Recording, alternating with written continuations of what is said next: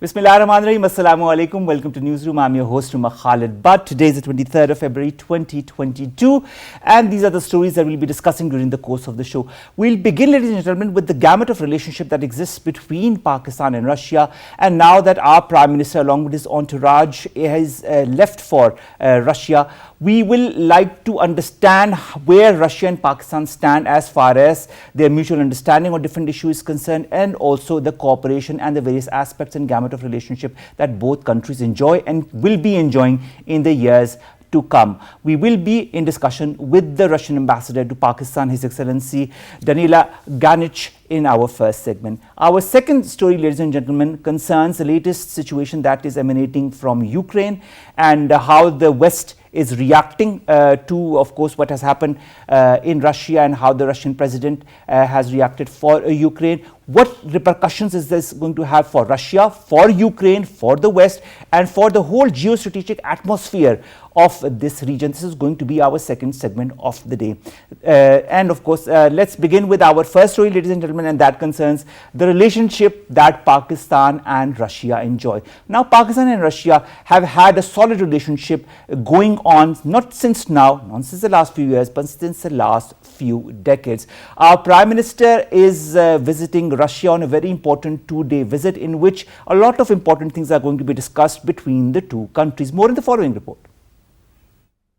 Relations between Pakistan and Russia have been on an upward trajectory, propelled by converging views on important regional and international issues, growing trust, and increasing bilateral cooperation manifested by recent high-level interactions. Heralding new chapter of bilateral ties, Prime Minister Imran Khan and a high-level delegation will arrive in Russia for a two-day official visit, marking first bilateral visit by a Pakistani Prime Minister to Russia in nearly 23 years. The visit majorly crystallized from Prime Minister Khan's call to President Putin on the 17th of January for praising him for his criticism of the incidents of blasphemy in Western countries. In this connection, the Prime Minister's office had also issued a statement saying the Prime Minister underscored that Pakistan's bilateral relationship with Russia was on an upward trajectory with an increased focus on trade, economic ties, and energy cooperation. According to a statement issued by Ministry of Foreign Affairs, Pakistan and Russia enjoy friendly relations marked by mutual respect, trust, and convergence of views on a range of international and regional issues. After an era of frosty relations, Islamabad and Moscow have gradually built strategic trust and have put in place institutional mechanisms to take forward their bilateral coordination and cooperation. Defense ties between the two countries have steadily grown since they signed the Defense Cooperation Agreement in 2014, followed by formulation of Joint Military Consultative Committee in 2018. Khan-Putin summit will exhibit Pakistan's scramble to broaden global partnerships and regional footprint in line with new national security vision to realign Pakistan in the geo-economic world order.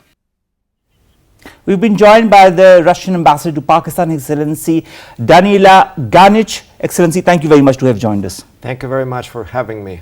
It's a pleasure as always. Excellency, now that our Prime Minister is on his way to Russia and will be reaching anytime soon, what should we expect from these 2 days of Pakistan and Russia from a Russian perspective? I think that this is a very good opportunity to discuss everything, bilateral issues as well as international issues, and also to strengthen already pretty close personal ties between the two leaders. When we talk of personal ties between the two leaders, there are a lot of commonalities, similarities between Vladimir Putin and Imran Khan. Both talk for their country, they are determined, they are passionate. When two such leaders meet, a lot of good happens, a lot of sparks fly. What do you feel? I think that I couldn't say better than you, sir. I think that this is exactly the point of highest level interaction, to get to know each other and to define a course of action that could be beneficial for their respective countries. As far as these visits are concerned, we had Mr. Sergei Lavrov, who was in Pakistan some time back as well, and this was the first visit of a foreign minister in about 9 years. When we talk of foreign relations and the relationship between Pakistan and Russia, there is a whole upside and downside over the decades, but there is a strengthening of relations of late. What do you attribute that to? I think that there are a lot of factors, but the main factor is that we respect each other, and we develop our relationship based on a balance of interest. We do not impose our own views. We find an area for cooperation and then we proceed. This is the main factor behind this, that we respect each other. We don't lecture each other. That is so important, you know, respecting each other and respecting each other's sovereignty as well, because we see a lot of in a lot of cases that people or countries go overboard as far as their relationship with countries. I think this respect is extremely important. There are certain boundaries that each country needs to keep as far as its relationship with another is concerned. Talking about Pakistan and China, let's begin with economy. Are you satisfied by the current outlook of trade relations between the two countries? Between Pakistan and China? Russia. Okay. I think that we got to do more, though it's been an upward trajectory.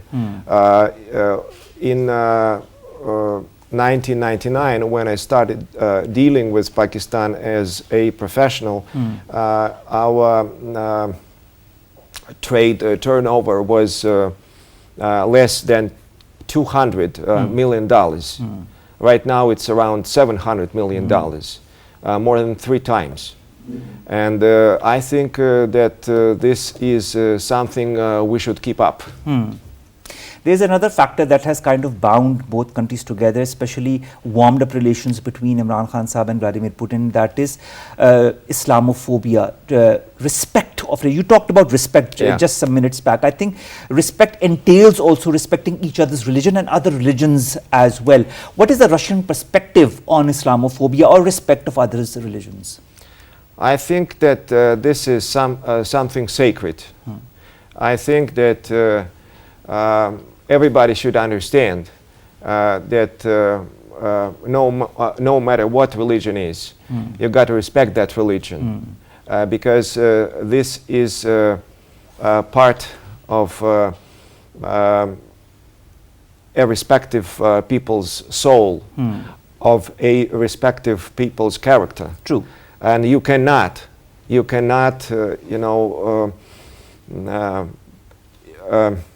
allow yourself to behave disrespectfully. True. You cannot. It's like for Russia, for example, it's like somebody is, spitting into the memories of my ancestors who fought World War II. It's like the same. True.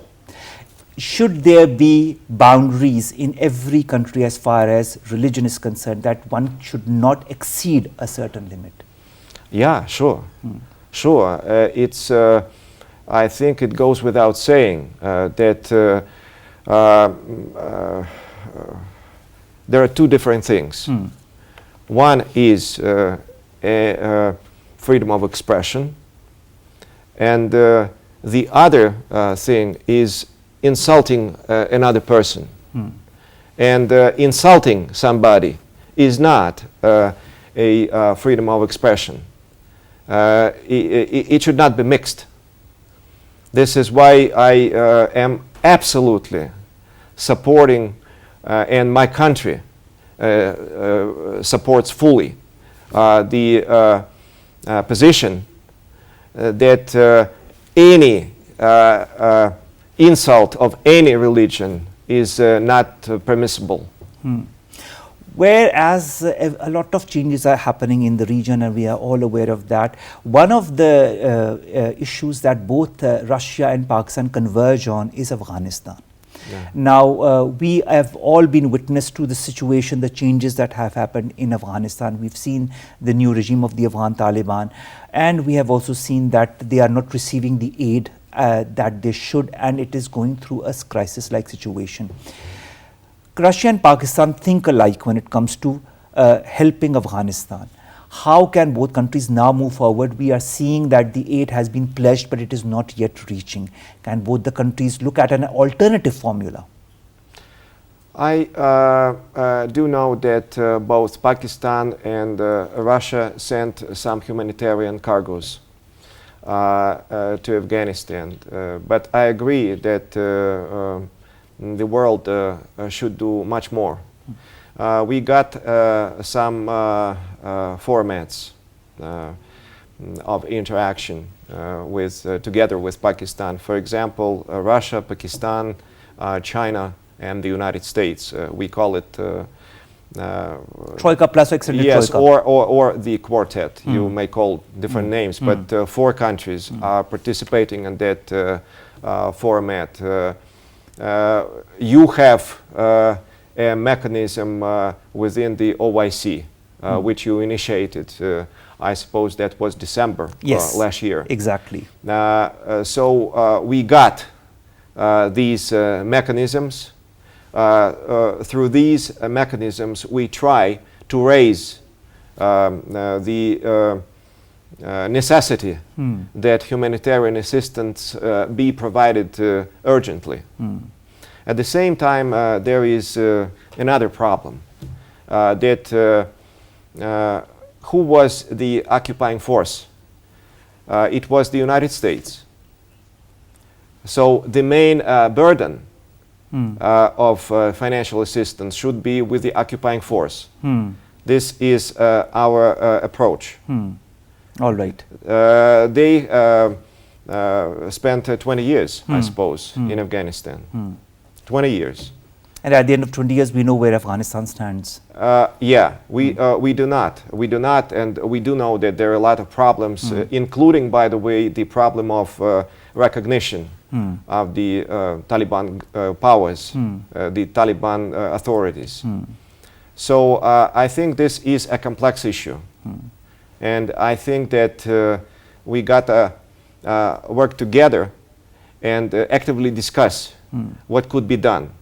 But at the same time, I would like to repeat that Russia proceeds from the fact that it should not bear the main burden. Of course. Yeah. It should be a collective responsibility of all the nations involved in the world, the important countries that should work together to alleviate the present situation that exists in absolutely, and Afghanistan. primarily those who occupied this country. I think I agree with you, sir, on that. Afghanistan, the current situation can lead to certain repercussions, especially on the security perspective. Yeah. There are talks of terrorist elements inside that are regaining strength. Russia has already talked about that in the very beginning last year. Russia has hinted at the repercussion that could emanate if the situation is not stabilized in Afghanistan. Now that we still hear continuously of such elements, and Pakistan and Russia understanding the security narrative and perspective of the region and Afghanistan as well, how can both countries work jointly and with other nations to combat this? I think that bilaterally we are doing a lot. You are, holding a dialogue with the authorities in Kabul right now to strengthen the security along the Durand line. We have our own actions and interactions with our partners in Central Asia, and we are doing a lot to strengthen the border. And so basically, along the Tajikistan, Uzbekistan, and other countries border with Afghanistan. So this is one area, and the other area is to find ways to help the Afghan society survive the harsh winter and to surpass that they are already in fact going through. It's a very harsh winter in Afghanistan, you know that very well. Definitely. So there are two things. When you counter some threats, one is physical security, and the other is you got to help those in need, and that would lead to some kind of stabilization. Needs brings me to one of the needs that Pakistan has, and that is energy, and in the energy sector. We know that Russia and Pakistan want to collaborate in that field. what are the avenues in the energy sector that, in your point of view, from a Russian perspective, Pakistan and Russia could work together on? I think that it mostly depends on the Pakistani side and on the Pakistani budget, because we are ready to build everything if we are paid for it. So basically, I think you are the buyers, and we are open to any mutually beneficial projects. One of those potential projects is the famous, everybody knows about it, this Pakistani stream. Yes. So this is one of the possible projects. And as for the avenues, the sky is the limit. And you are the buyer. So if you have money, you pay to us, and we are ready to implement any project you would like. All right. Our Information Minister, Excellency, is also with this delegation that is going to Russia. When it comes to information, media, there's a lot of misinformation, disinformation that is also plaguing countries like Pakistan, like Russia. A small thing can be misconstrued and then dissipated in such a manner on social media and on media that it completely changed the perspective, the original perspective of that country. I agree with you. Does Russia and does Pakistan understand this perspective, and during this visit could maybe both the countries could work on a joint strategy as far as media disinformation is concerned? You see, I am a champion of real freedom of the press, and I think that this is a global problem. I don't know whether it is possible for governments to solve this problem per se. I think that the less interference from the government it's the better.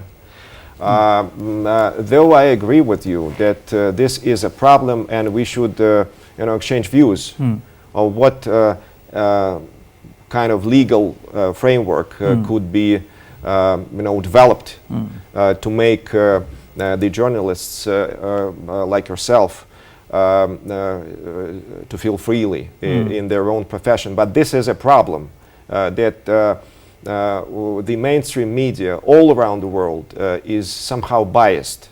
So you watch a television channel or you read a paper and you understand that this is biased and it has political a narrative that is pertinent to a certain society or sector or country. I think that a journalist should just express facts, and then the audience and the readers will draw their own conclusions. All right, let's talk of facts then.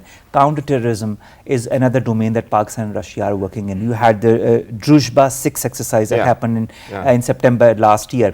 Will we be seeing Druzhba 7 soon, or will there be a pause between that happens?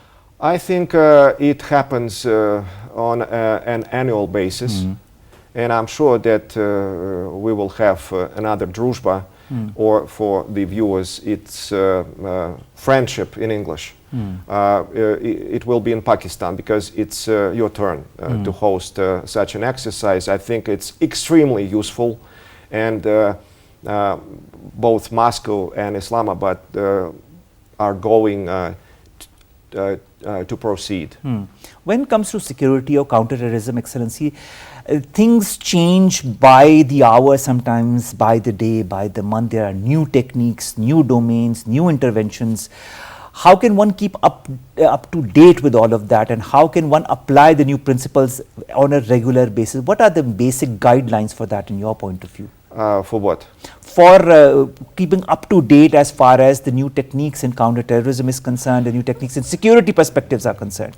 Just to be open to new information. And I do know that our militaries are in constant touch. They're always interacting. It's not just a military exercise once a year.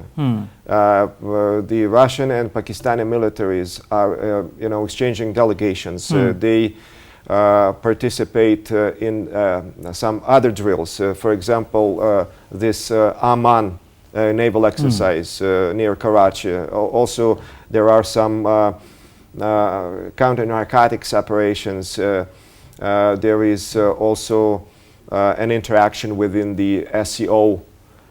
So they are in constant touch. But as for perfection, I think that the most important factor is openness. Openness to new ideas, to new techniques. You got to be open. That is so true. Opening up to new techniques brings me to two important aspects of Pakistan's economy that Pakistan is working on: the special economic zones and the special technological zones. Is Russia interested in investing in both? Yes, we are interested to this idea, but it needs proper analysis. It needs proper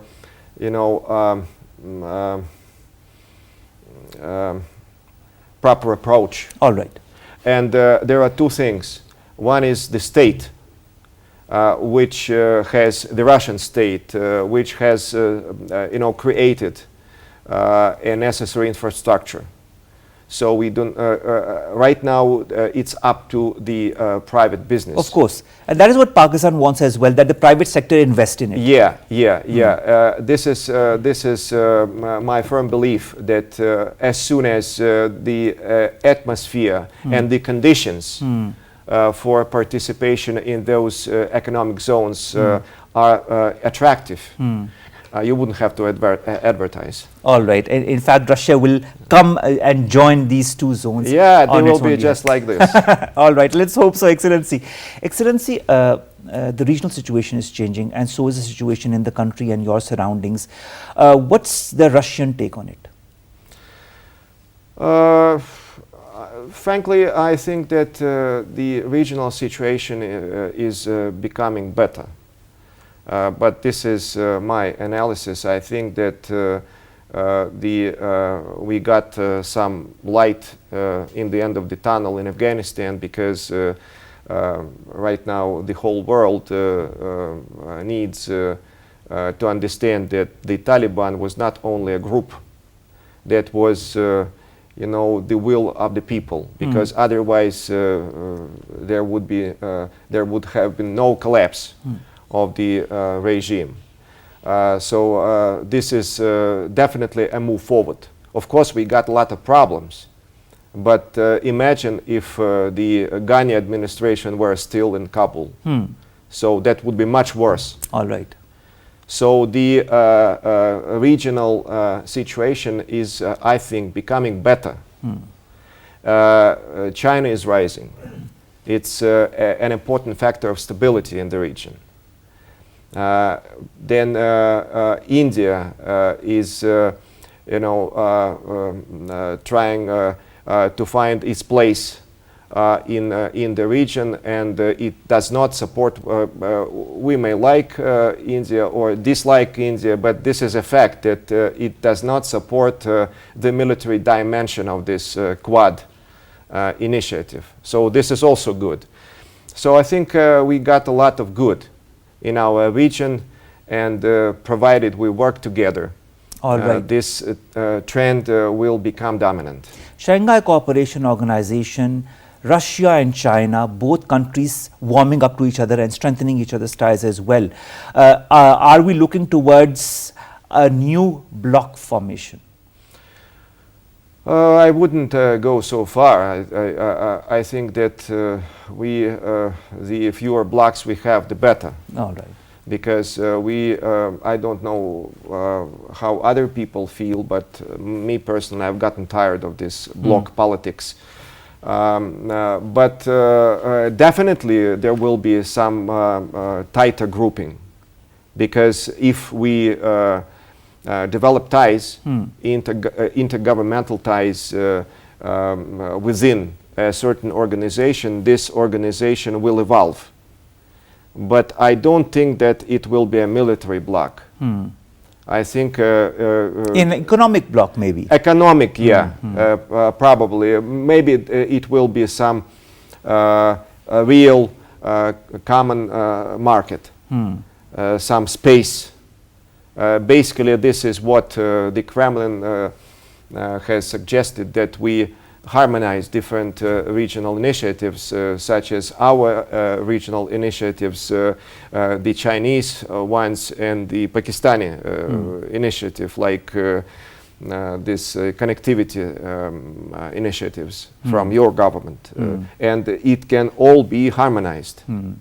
When you look at harmonization of connectivities between countries such as Pakistan, China and Russia, what do you have in mind as the future of this connectivity or this harmonization?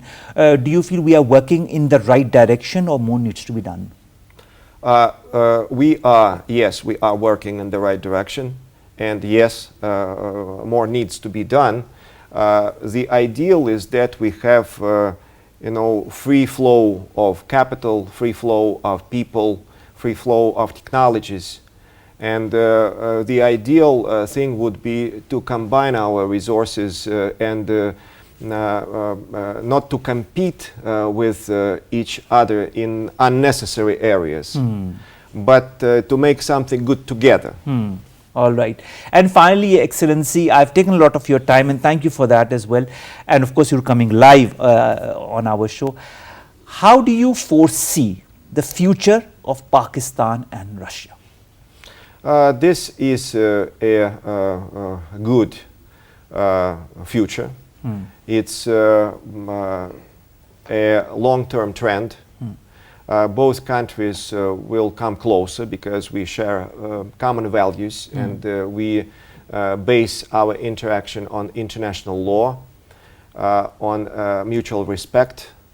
And I think we got a lot to learn from each other. All right. And I hope this learning process continues because I think both countries understand each other's perspective, respect each other. I think these two are very important factors that contribute to the collaboration and cooperation between two countries.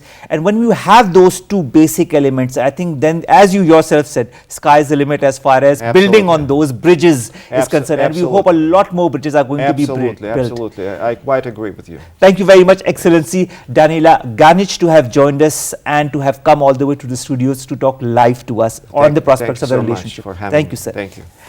Let's come, ladies and gentlemen, to our second segment, and that concerns the tensions that are in the region, of course, between Russia and Ukraine, and of course, how the West has also reacted to all of that. Where is all of this going? What is the geostrategic balance that the globe is witnessing? More in the following report.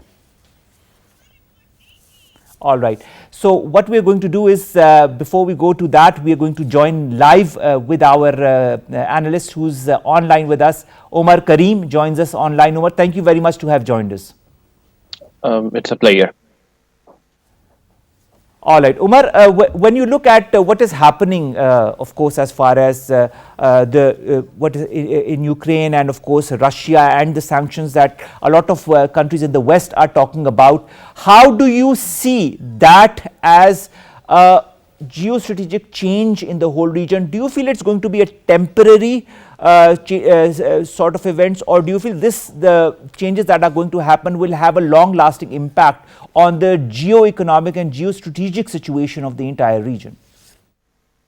Definitely, this will have a long-term impact on the geopolitical, geo-economic and geostrategic environment of the broader, you can say, Euro-Asia region. Because if you go through the speech of Russian president, it lays out, you can say, a pathway to future, and his description of Russian lands, Russian empire, all that history, it gives us a political picture of where Russian leadership wants things to be, and also the reaction from Western countries, particularly European countries. It also suggests that what tools they have to counter possible such Russian moves, and how serious they are in terms of countering such moves. So, like the announcement by German Chancellor Olaf Scholz is quite interesting, because many people thought that he is not going to cancel out on the Nord Stream 2 pipeline, but he has, yes. So, I mean, you see the different countries that are talking of sanctions or are imposing sanctions, whether it be in European Union, whether it be the United States of America, whether it be even Japan or other countries. What kind of impact do you feel it's going to have on global economy?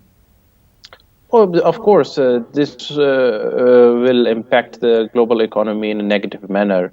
And the countries like ours, Pakistan, and other developing and third world countries, this impact will eventually trickle down onto them because Russia is energy giant, and Europe. What I saw, I'm seeing some stats that 30 to 40% of European energy needs are being provided by Russia.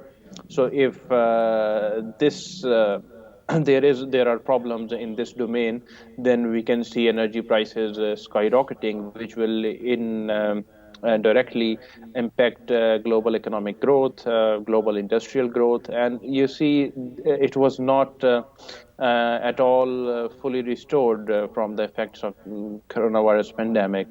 So we may see a relatively smaller, you can say, economic slump globally due to these tensions. So it's definitely not going to help anyone. But from a European perspective, this is the one tool they have, they think, in their sleeve against Russia. All right, now that we see a lot of countries, of course, getting together against Russia, and Russia, of course, accepting the two breakaway states in Ukraine, and of course, it has said that it has recognized them. Do you feel that some other countries are going to follow suit, or do you feel it's Russia against the rest? I don't think so that any serious player within the region or any formidable political player or a state within the region or on global scale will be recognizing these two new republics or states. Possibly Syria has hinted that it may recognize these two. So I guess that it will remain limited to Syria because recognizing these states opens up a Pandora box of a lot of other issues for many states. So that's why, because usually half of the world states, they have either in one way or another certain issues of such you can say regional or such secessionist states. So in recognizing such a development would create problems for them in their own turf. For example, in Pakistan's case, you can immediately Kashmir comes to mind. In case of you can say in case of UAE and Iran, there are some islands, they come to mind. In European case, you can see issues between Russia and Georgia. So there are a lot of such hotspots in the world. China and Taiwan, of course. So I would say that a lot of major players will desist from recognizing this new development. What is at stake, Umar, if this standoff continues? Oh, of course, the European security is completely at stake. And also, we will see Russia getting more bolder because, from a Russian perspective, they think that they can really take upon Europe at this time. And the force, the power of NATO will really be tested in this crisis. So if Russia prevails, of course, this is in a way, in a softer manner. Russia has blurred, you can say, the territorial integrity and the territorial lines of Ukraine. So Ukraine as a nation state, when it was it got its independence in the 1990s, it no longer exists as such. And there is a lot of uncertainty where the Russians will stop. So this means that we are not only witnessing political changes, but also geographical changes on the map of Europe, which will raise new challenges for the political economic and energy security of Europe, which has remained you can say, a bastion of peace, a bastion of certainty for so long. So now other parts of the world may have their own uncertainties, instabilities, but Europe is unstable now. Now, Omar, also there is this whole oil crisis as well that a lot of international publications are talking about. The prices are going to increase drastically. They have already increased across the world because of this crisis, and they apparently are going to further increase. This is going to have a huge impact on the economies of countries such as Pakistan as well and other countries. Don't you feel that countries should work to resolve this issue instead of aggravating it further? I think, yeah, you are absolutely right. Countries should work together and sit together to resolve this issue. But you can say from a European perspective, from a Ukrainian perspective, a lot of red lines have been crossed. And if right now, if the European powers sit together with Russia, or if they are reluctant in applying a more wide-scale sanctions regime, then this would be considered as a compromise towards Russia, and from their perspective, will embolden Russia more and more. So we are in a zero-sum game, zero-sum situation. On the other hand, of course, there is a lot of pressure on major oil producers, major gas producers, to pick up a side, whether they would direct their production and their their produce to west, or they will prefer their clients in the east. So I guess all of these actors, they are in a mix, because I mean, we are talking about ourselves. Gas prices in the US are really projected to hit high levels, and this will create problem for the Biden administration at home. So I guess that at the end of the day, they had to sit with Russia, and this would mean eventually a political victory for Russia, because Russia knows that it has the ultimate energy weapon in its hand, which the West is basically doesn't have any real answer. So these sanctions, they will hurt Russia, but I think Russia can survive them. All right. Whether Russia survives, of course, it's not a question that is debatable. Russia is going to survive the way it has moved in the last few decades as well. But will Europe survive in case of an aggravation of this situation because of the supply of oil that could be halted to Europe? A, and B, you talked about, side formation, bloc formation, of course, countries siding with some countries not siding with Russia. Are we looking at a more multipolar world also in the months to come? Oh, definitely. The world has been gradually following this trajectory of multipolarism. So the way countries are reacting, I'll give you two examples. Examples of Israel and India. They have become very close to Israel, of course, has been for a long time a U.S. partner. India is a new U.S. partner, but both of these states, they have reacted very cautiously and from a Western perspective in a pro-Russian manner. So states already are balancing and hedging all across the world. So the traditional parameters or the traditional spheres or zones of influence, I think in future they will become more and more blurred, and states will do more and more hedging between these new global power hegemons. And as far as Europe is concerned, I think big European powers like Germany, France, UK to a less extent, but they don't have any other option than working alongside Russia, because they have to look for another source of energy, because if they right now we are entering summer, so maybe this can be like it won't really impact that much their economies, but if virtually these countries are dependent upon Russian gas, and also a lot of their economies are dependent upon Russian money and investment from Russian oligarchs. Even the UK has a lot of such people, and the current sanctions regime actually misses out on a lot of big names and a lot of big Russian banks. So already we see that these sanctions are applied by some of the hawkish elements within Europe.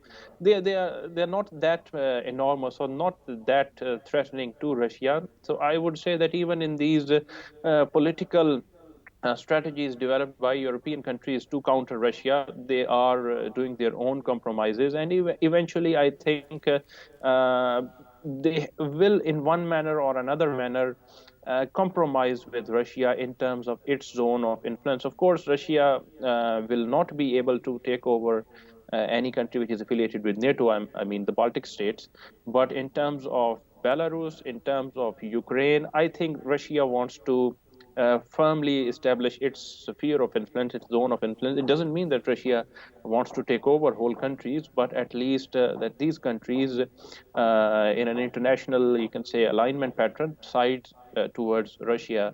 And the West shouldn't have any problem with this. This is like the traditional Soviet approach, and we can see some similar patterns with President Putin's approach as well. And I don't see much in terms of what Europeans can do, because they are already have to counter China. So if they are now countering Russia as well, I don't see them so much, you can say, economically, politically, and resource wise so much capable. All right, finally, Umar, I'd like in two phrases, if you could summarize this answer and to the question that I'm going to ask. There are too many players, and as far as this current situation is concerned, we have NATO, we have the European Union, we have the United States, we have Russia, we have the Central Asian countries, we have the South Asian countries, and all the countries have a certain perspective. Where is all of this heading? Is this heading towards a short-term escalation, or do you see a long-term escalation of events? I think that this will be maybe a short-term kinetic escalation, but a long-term political escalation that would put different global hegemons, global powers in crosshairs of each other, and smaller players or smaller regional players, then they will be doing hedging, one siding with one player, maybe then siding with another player. So their hedging patterns will become, you can say, more pragmatic, and the traditional block lines, as the Russian ambassador also alluded to, I think they will get more and more blurred in future.